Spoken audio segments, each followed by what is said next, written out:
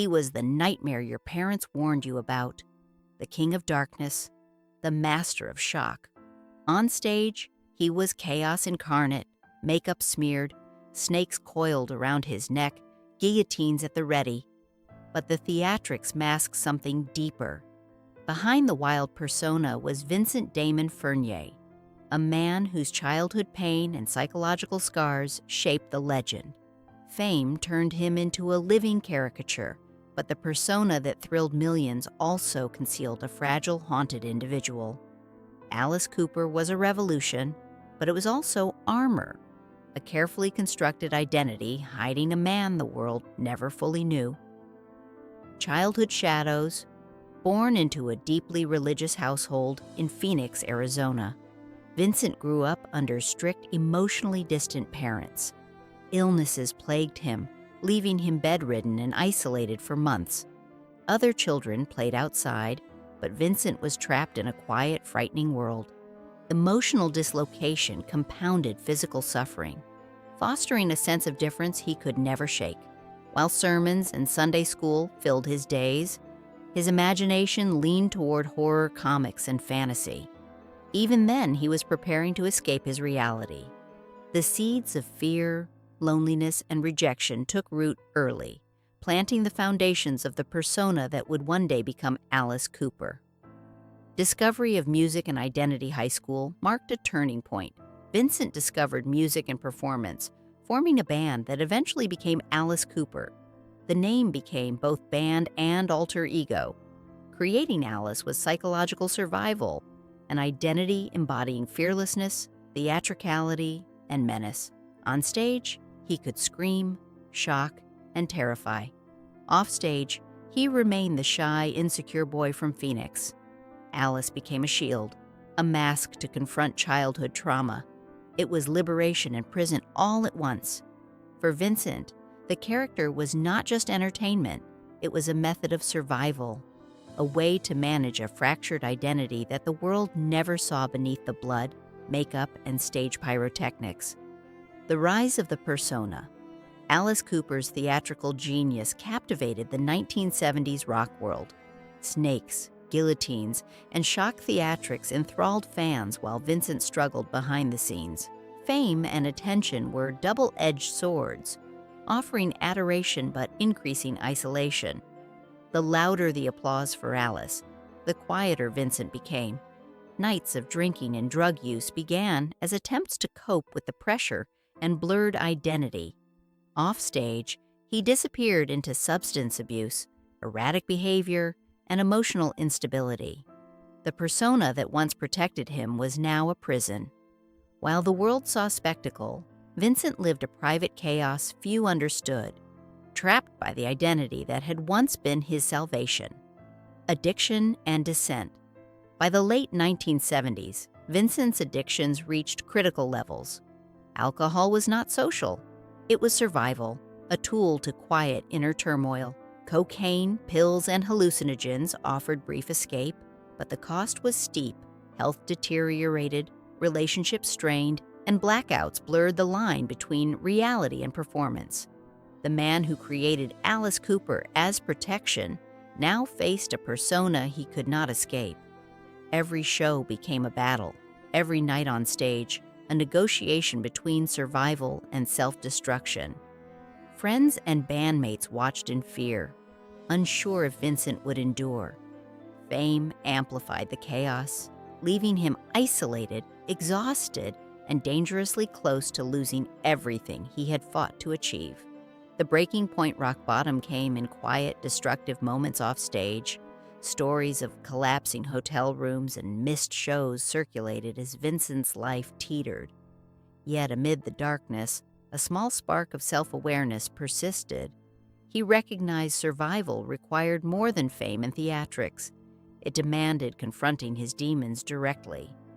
Addiction was not simply chemical, it was psychological, intertwined with childhood trauma, grief, and fear. Alice Cooper had become inseparable from Vincent, and survival meant reconciling both identities.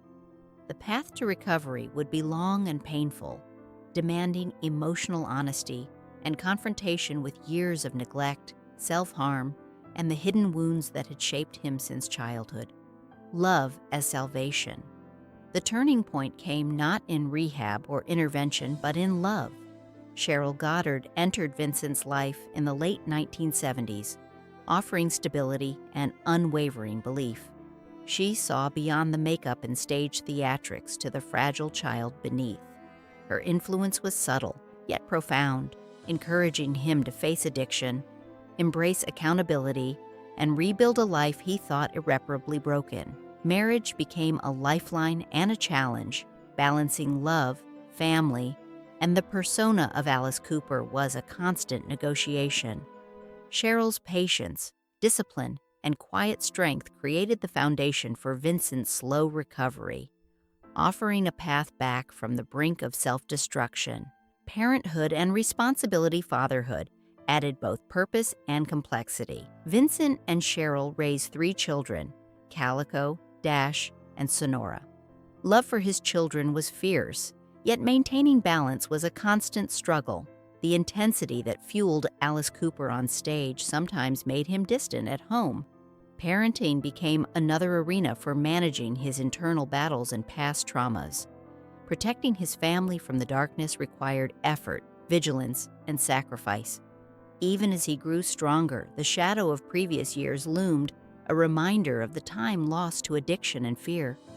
Fatherhood demanded presence, yet it also highlighted the human cost of survival behind a mythic persona. Faith and reflection. Spiritual grounding became another anchor. Faith offered Vincent a framework for reflection, introspection, and meaning beyond the chaos of fame. Recovery was not just physical, it was emotional and spiritual. Yet faith could not erase all scars, old wounds, lingering trauma, and the impact of decades in the public eye remained. Even amid family, love, and belief, moments of loneliness persisted. Vincent still confronted a past filled with fear, loss, and isolation. The mask he had worn for decades had shielded him, but it had also separated him from fully connecting with others, leaving echoes of solitude and melancholy that even success and survival could not erase. Isolation in later life.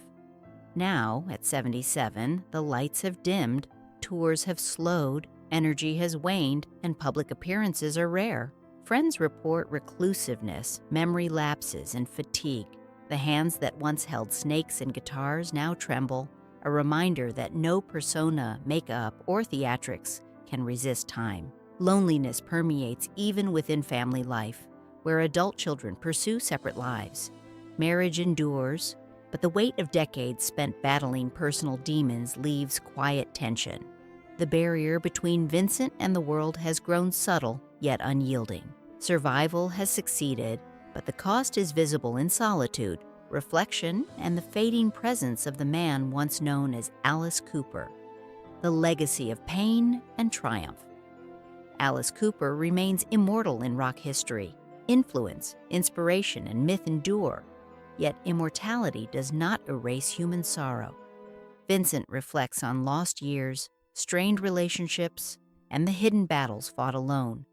Every note played, every stage conquered, came at a personal price few understood. Behind the mask, decades of survival, trauma, and loss remain. Fame saved him from obscurity, but nearly destroyed him. Love and family anchored him, but could not erase the scars. The man and the persona coexist, intertwined and complicated, a living testament to resilience and the profound costs of performing both life and legend. The quiet reckoning. The final act is not on stage, not under spotlights, but in solitude and reflection. Vincent confronts a lifetime behind the mask, the price of survival, the cost of fame, the emotional toll of addiction, and the enduring weight of trauma. He stands as a survivor, yet the quiet moments reveal vulnerability the public never sees. There is no audience, no applause, only the contemplation of a life lived at the edge of spectacle and personal endurance. The show continues in memory and legacy, but the man behind the monster now faces the ultimate stage. Honesty, mortality, and the bittersweet reckoning with all he endured. The human behind the legend. Alice Cooper may have terrified and thrilled millions, but Vincent Furnier remains a man grappling with the truth behind the mask. Decades of performance, fame, addiction, and personal struggle have left their mark. The world remembers the shock, the snakes, and the theatrics, yet the tragedy lies in what no one saw: the loneliness, the battles, the lingering childhood trauma, and the years lost in fear and survival. At 77, Vincent is both legend and human, a survivor of extremes. Behind the makeup and myth, the story is heartbreakingly clear. Survival carries a price, and the man who created a monster is still learning to live beyond it.